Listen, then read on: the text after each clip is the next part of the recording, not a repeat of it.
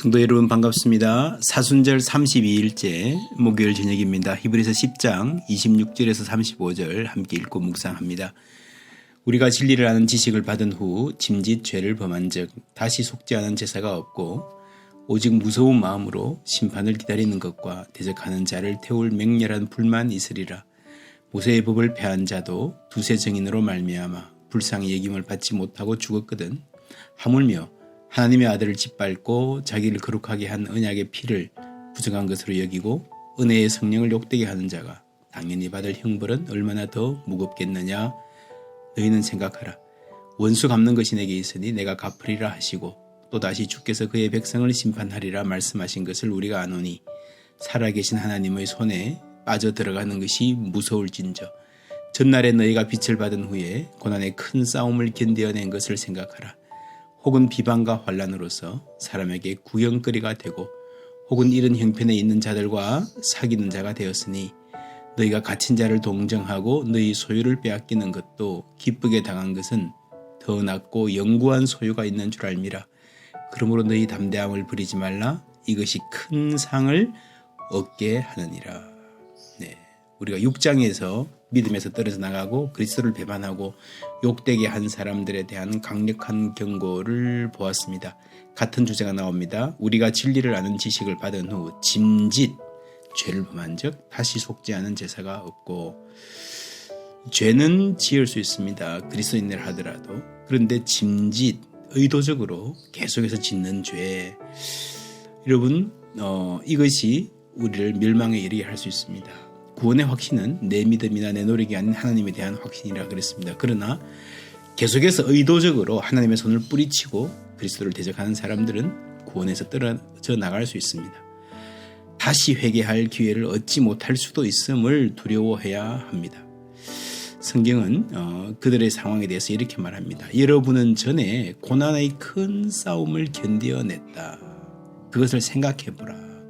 여러분이 이전에 얼마나 열정적으로 어렵고 힘들고 고난 중에도 하나님의 복음을 붙잡고 살았는지 생각해보라 하는 거죠. 그 이전에는 상당한 가혹한 박해가 있었던 것 같습니다. 그러나 지금은 좀 여유가 있고 숨 돌릴 만한 상황이 되었어요. 그런데 지금 약해졌다는 것입니다. 안일해진 것이죠. 이것이 오늘의 한국교회 상황과 비슷하다 싶습니다. 우리가 참 어려운 시절, 그때도 교회 우선으로 살고요. 하나님 섬기기 위해서 정말 허리띠 졸라매가면서 믿음 생활하고 봉사하기 위해서 얼마나 많은 어려움을 감수했습니까? 지금은 예수 믿기도 쉽고 교회 오기도 쉽고 생활도 편해졌는데 믿음의 긴장이 없고 헌신도 결단도 능력도 상실했습니다. 오늘 성경에 예전에 그들이 이미 감수했던 것이 무엇이었나 잘 나옵니다. 34절에 너희가 갇힌 자를 동정하고 너희 소유를 빼앗기는 것도 기쁘게 당한 것은 더 낫고 영구한 소유가 있는 줄 알미라. 동정, 기쁨 이런 말이 나오죠.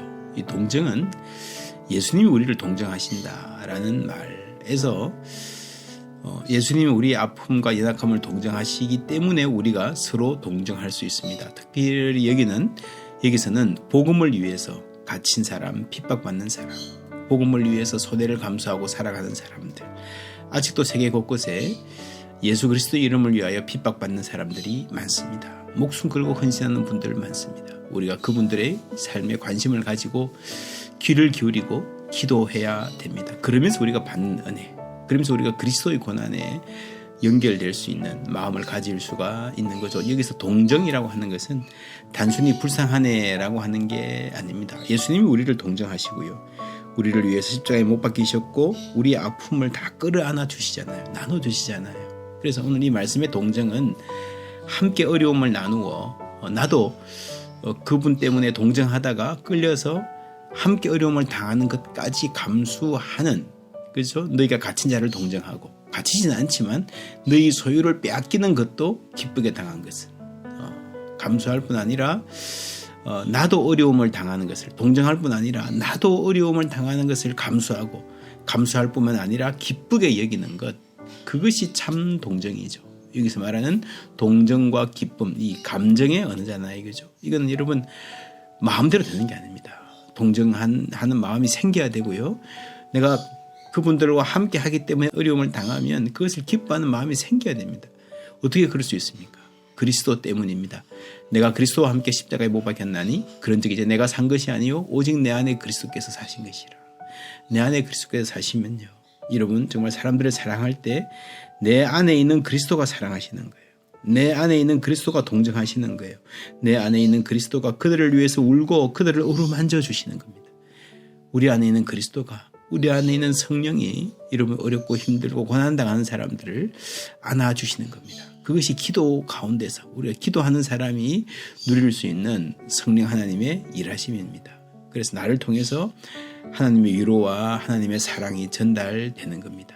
그래서 우리가 참으로 동정할 수 있는 사람, 그리고 함께 당하는 고난을 기뻐할 수 있는 사람은요, 나의 삶을 그리스도를 위한 삶으로 받아들일 때에, 그리스도가 내 안에 있음을 알 때에 그때 가능해집니다. 11장 25절에서 모세에 대해서 이런 말 나와요.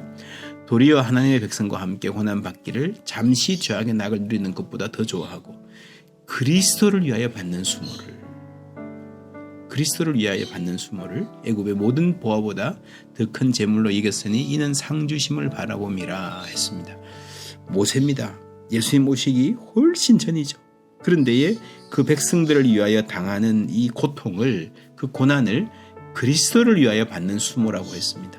여러분, 우리가 우리 옆에 있는 이웃들, 오늘 선교하시는 분들, 예수님 때문에 피 흘리고 눈물 흘리는 사람들을 그들의 아픔을 함께하는 것은요, 그리스도와 함께하는 것이다. 그렇죠?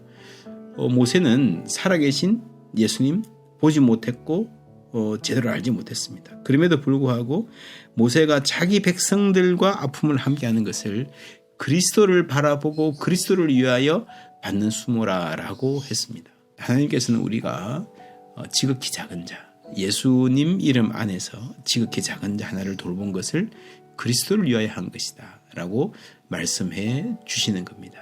여러분, 이런 마음이 있을 때에 우리 삶에 하나님이 함께 하심을 알고요, 35절에 그러므로 너희 담대함을 버리지 말라. 이것이 큰 상을 얻게 하느니라. 담대함을 버리지 말라. 우리는 담대하게 살 수 있는 사람들입니다. 우리 안에 담대함이 있습니다. 예수님이 있기 때문입니다. 그리고 그 목적은 큰 상을 얻게 하느니라. 오늘 말씀에 큰 싸움이란 말이 나오고 큰 상이라는 말이 나옵니다. 여러분, 연관이 있는 것 같지 않습니까?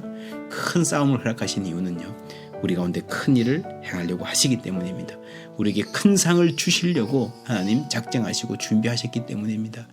이 싸움 잘 감당하는, 그래서 하나님 안에서 잘했다, 착하고 충성된 종아 칭찬받는, 큰 상 받는 우리 모두 되기를 주님의 이름으로 축원합니다. 말씀 생각하시면서 잠시 묵상하시겠습니다.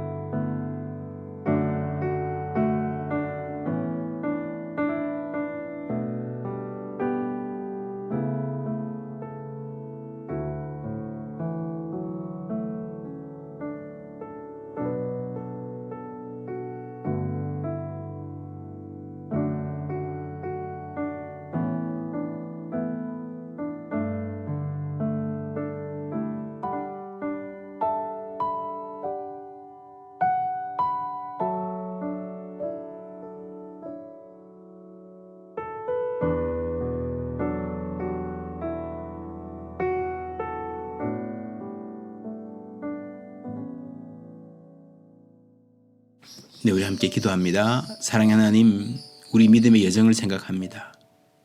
예수 처음 믿었을 때, 그 큰 빛을 보았을 때의 기쁨을 생각합니다. 가난하고 힘들 때, 예수 믿기 참 힘들 때 우리의 열심은 살아 있었습니다. 그러나 큰 교회가 서고 생활이 윤택해지고 예수 믿는 일이 편해진 지금 우리의 믿음과 우리의 헌신과 결단이 어디로 갔는지 모르겠습니다. 나도 모르는 사이에 세상과 타협하고 인생의 소중한 가치는 잊어버리고 당장 편한 것, 내 입에 맞는 것, 내 귀를 즐겁게 하는 소리만 찾았는지 모르겠습니다. 사순절을 지나고 있습니다. 다음 주는 고난주간입니다. 주님의 십자가를 묵상하며 고난당하신 주님을 우리 삶의 중심에 놓는 은혜 허락하여 주시옵소서. 그리스도의 이름을 위하여 고난받는 세계 곳곳에 흩어진 주의 백성들을 돌아보시옵소서. 아직도 그리스도를 믿기 위하여 경제적 손해와 사회적 소외를 감수해야 하는 나라들이 있습니다. 그들의 믿음을 붙들어 주시고 우리가 그들을 기억하고 기도하며 그들의 순수한 열정과 헌신으로부터 배울 수 있도록 은혜 나려 주시옵소서. 예수 그리스도 이름으로 기도하옵나이다. 아멘.